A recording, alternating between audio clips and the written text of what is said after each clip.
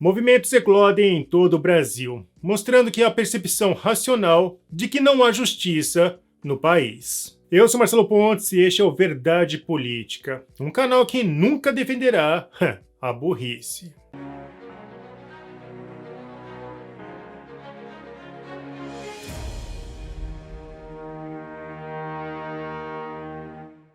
A esquerda não tem pensamento racional, é apenas emocional.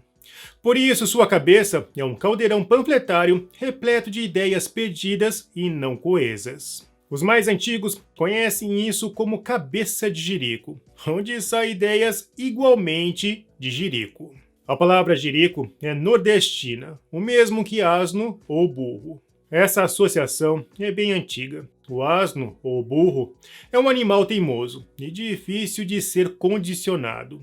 As fábulas de Êxopo, escrita por um escravo que viveu na Grécia Antiga aproximadamente há 600 anos antes de Cristo, possuía muitas histórias interessantes. As fábulas mais conhecidas são a cigarra e a formiga, a tartaruga e a lebre, o menino que gritava lobo, e o leão e o rato. Há várias fábulas que usam um burro, mas a minha predileta é o burro carregado de sal. Um burro atravessava um rio carregado de sal. Como escorregasse e caísse na água, o sal derreteu e tornou-se mais leve.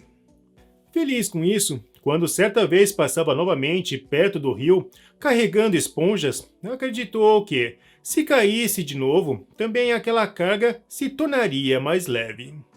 Então, escorregou de propósito, mas aconteceu-lhe que, como as esponjas absorveram a água, ele não pôde mais levantar-se e ali morreu afogado. Mesmo que o socialismo tenha surgido muitos séculos depois, Êxopo foi o primeiro literário antissocialista. Inclusive no século III d.C., Apolônio de Tiana, o filósofo, deixou um esclarecedor texto sobre Êxopo. Como aqueles que jantam bem nos pratos mais planos, ele fez uso de humildes incidentes para ensinar grandes verdades. E após servir uma história, ele adiciona a ela o aviso para fazer uma coisa ou não fazê-la. Então, também ele foi realmente mais atacado para a verdade do que os poetas são. Todos os contos de Êxopo trabalham com causa e consequência. Nesses vários anos trabalhando neste canal, o que mais me irritava, e ainda me irrita, é a dificuldade da esquerda entender causa e consequência. Ou seja, para mim o pensamento imediatista, irrigado de raiva irracional, é muito, mas muito irritante. A ponte de Tacoma Narrows foi a ponte pênsil localizada sobre o Estreito de Tacoma, em Washington, Estados Unidos. A elite vendeu esse empreendimento como a nova Golden Gate, e no dia 1º de julho de 1940, em comemoração, um desfile de carros passou por ela. Leon Mossef foi engenheiro responsável por esta construção, que mais tarde seria um dos maiores desastres da engenharia norte-americana. Ele ficou conhecido por seu trabalho na teoria da deflexão, que afirmava que quanto mais longa as pontes fossem, mais flexíveis elas poderiam ser. Porém, em muitos pontos, ele estava errado.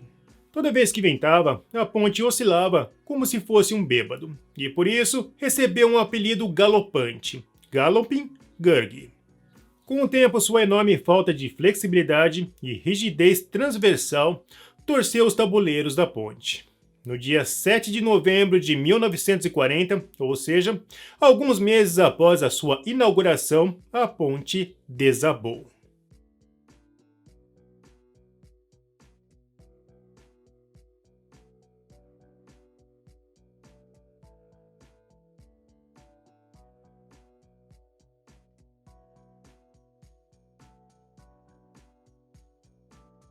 Como estamos falando de causa e consequência, quem nessa história teve a culpa pelo gigantesco desastre? O vento, a oscilação da ponte ou o engenheiro? A resposta é clara: o engenheiro. Agora vamos voltar ao vídeo e dar nomes aos bois.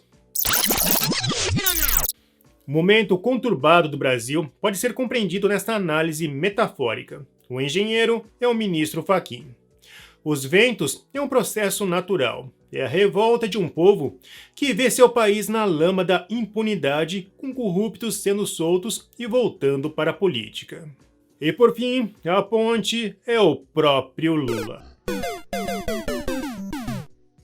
Resumindo, colocar Lula no poder, além de imoral, foi ideia de Jerico.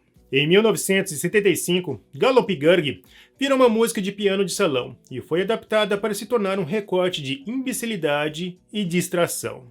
There's no mustache like my father's mustache. That's the biggest mustache in town.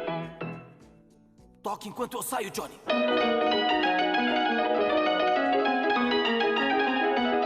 A partir de hoje, eu sou o James Woods e vou continuar com essa história mesmo que ninguém acredite. Vou dizer o que ninguém acredita: fantasmas.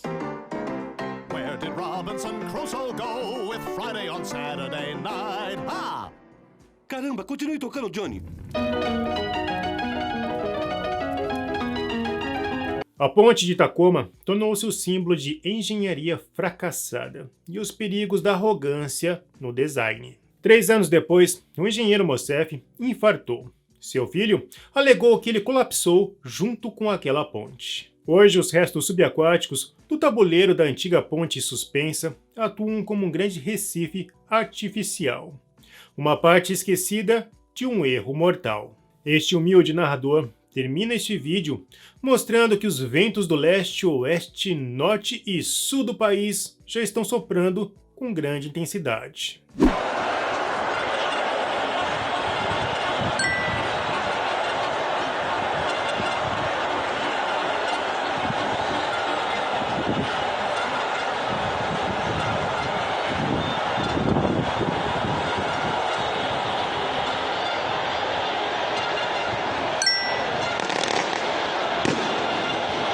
Bom, se você gostou desse vídeo, não se esqueça, você financia o trabalho do Verdade Política. Então curta, comente e compartilhe.